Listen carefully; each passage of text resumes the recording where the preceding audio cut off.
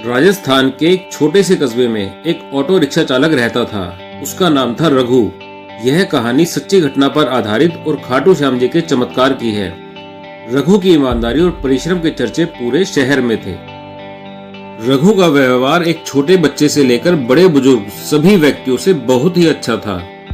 वह और उसका परिवार अपने पड़ोसियों के सुख दुख में हमेशा साथ खड़ा रहता। रघु को खाटू श्याम जी पर अटूट विश्वास था। लोगों को उनके गंतव्य तक पहुंचाता और अपनी नेक दिली से सबका दिल जीत लेता। रात के 1 बजे भी किसी ने अगर आवश्यक कार्य से बाहर जाना होता तो वह बेचारा उठ जाता। कभी भी लोगों को मना करने की उसकी आदत नहीं थी। महिलाएं रात के समय भी उसकी ऑटो में बिना संकोच बैठ जाती थी। घर में उसकी पत्नी ममता और 3 बेटियां चांदनी, मधु और तनु उसकी दुनिया थी। चांदनी उसकी बड़ी बेटी थी जो 12वीं कक्षा तक की पढ़ाई कर चुकी थी। बाकी दोनों बेटियां शिक्षा ग्रहण कर रही थी।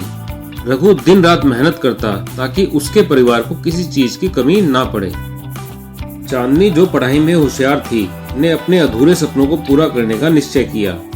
उसने कहा, पापा मैं आगे की पढ़ाई करना चाहती हूँ, लेकिन पढ़ाई की फीस 5 लाख रुपए थी जो रघु के लिए जुटाना आसान नहीं था। रघु ने खाटू श्याम जी के चरणों में प्रार्थना की। कुछ दिनों बाद मंदिर से लौटते समय रघु को एक लिफाफा मिला। उसमें एक चिट्ठी और 5 लाख रुपए के ड्राफ्ट थे। चिट्ठी में लिखा था, आपकी गांव की जमीन जो सरकार ने 10 साल पहले एक्वायर की थी, ये उसका पैसा है। लेकिन रघु ने इसे खाटू श्याम जी का आशीर्वाद माना। रघु और चांदनी की आंखों में खुशी के आंसू थे। वह श्याम जी की महिमा का गुणगान करने लगे। कुछ वर्ष पश्चात जब चांदनी की पढ़ाई पूरी हुई तो रघु को उसकी शादी की चिंता सताने लगी। कुछ रिश्तेदारों से बात करने के बाद उसके एक संबंधी ने बेटी चांदनी की शादी के लिए एक रिश्ता बताया। लड़के वालों ने कुछ डिमांड रखी। रघु ने बिना देर किए हामी भर दी और घर में खुशी का माहौल बन गया। रघु को खाटू श्याम जी पर अटूट विश्वास था। भगवान का दिया उसके पास गुजारे लायक काफी था। रघु की बेटी के ससुराल वालों ने शादी की तारीख तय कर दी।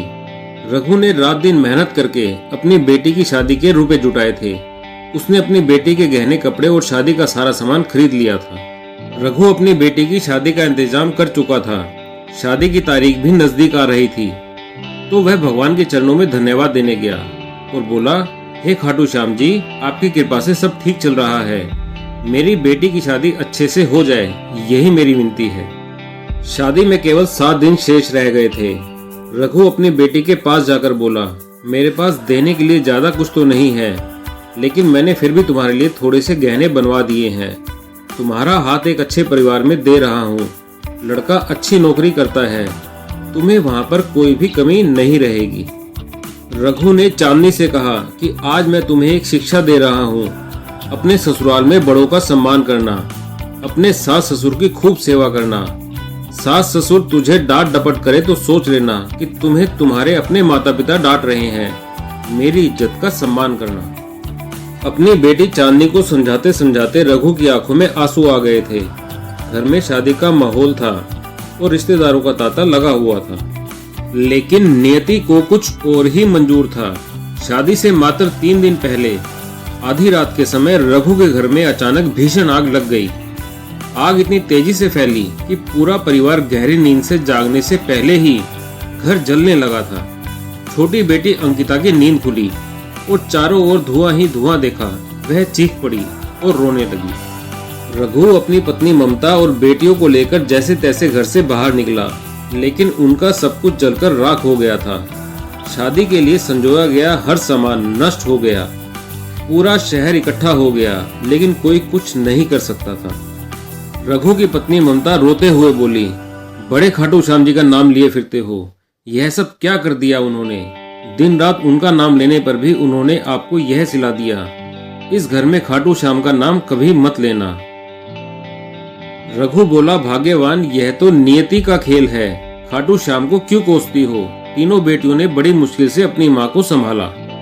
जब चांदनी के मंगेतर को यह घटना पता चली तो उसके माता पिता ने रिश्ता तोड़ दिया। उन्होंने कहा, हम ऐसे परिवार में शादी नहीं कर सकते जिनके पास अब देने के लिए कुछ ना हो। यह सुनकर रघु और उसका परिवार टूट गया। उसी रात रघु ने एक सपना देखा।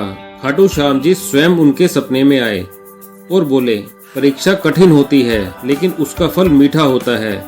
चिंता मत कर, तेरा विश्वास तुझे नई राह दिखाएगा। अगली सुबह जब रघु उठा तो उसने देखा कि उसके घर की जली हुई दीवार पर खाटू श्याम जी की आकृति उभर आई थी। यह देखकर वह श्रद्धा से नतमस्तक हो गया। आग लगने के दौरान कस्बे का एक प्रसिद्ध यूट्यूबर रवि इस घटना का लाइव वीडियो बनाकर यूट्यूब पर अपलोड कर चुका था। वीडियो में उसने रघु के परिवार के भय और चिंता को दिखाया। रातों रात उसका वीडियो वायरल हो गया और देश भर में लोग मदद के लिए आगे आए। कोई पैसे भेज रहा था तो कोई सामान। खाटू श्याम जी की कृपा से वह सहायता इतनी हो गई कि रघु अब चांदनी की शादी का इंतजाम कर सकता था। आग की घटना के बाद एक चमत्कारिक घटना घटी। जब रघु के पास देश भर से सहायता आ रही थी, तभी अचानक एक अजनबी व्यक्ति आया। उसने एक बड़ी अटैची रघु के हाथों में थमाई और कहा, यह खाटू श्याम जी की ओर से तुम्हारे लिए भेंट है। अटैची खोलते ही रघु की आंखें भर आई। उसमें सोने के गहने, चांदी के सिक्के और शादी के लिए जरूरी नकद रुपए थे। जब रघु ने उस व्यक्ति को धन्यवाद करने के लिए मुड़कर देखा तो वह वहां से गायब हो चुका था। सभी ने इसे खाटू श्याम जी का चमत्कार माना। रवि, जिसने इस घटना को यूट्यूब पर वायरल किया था, वही चांदनी के घर अपने भाई भाभी के साथ आया और रघु से कहा, काका, मैं आपके साहस और आत्मसम्मान से बहुत प्रभावित हुआ हूँ। यदि आप अनुमति दे तो मैं चांदनी से विवाह करना चाहता हूँ। चांदनी और रघु दोनों आश्चर्यचकित थे, लेकिन जब रवि ने बताया कि वह बचपन से ही चांदनी को पसंद करता है और उससे शादी करना चाहता है, रघु को इस बात से खुशी हुई कि रवि उसी की बिरादरी का था। उन्होंने यह रिश्ता स्वीकार कर लिया। शादी के दिन जब सब बारात का इंतजार कर रहे थे, तभी मंदिर में घंटियों की आवाज तेज हो गई। लोग कहने लगे, श्याम बाबा स्वयं इस विवाह का साक्षी बनने आए हैं। जैसे ही बारात मंदिर के द्वार पर पहुंची, अचानक बादलों में अद्भुत प्रकाश दिखाई दिया। लोग चमत्कार देखकर स्तब्ध रह गए। विवाह विधि पूर्वक संपन्न हुआ और यह विवाह पूरे राज्य में चर्चा का विषय बन गया। शादी के बाद रवि और चांदनी ने मिलकर एक फाउंडेशन शुरू किया जिससे जरूरतमंदों की मदद की जा सके। रघु का ऑटो अब भी चलता था, लेकिन अब वह गरीबों की सेवा के लिए भी तत्पर रहता था। खाटू श्याम जी ने रघु की कठिन परीक्षा ली, लेकिन अंत में उसे असीम कृपा भी दी। इस कहानी ने पूरे समाज को यह संदेश दिया है कि खाटू श्याम जी की लीला अपरंपार है।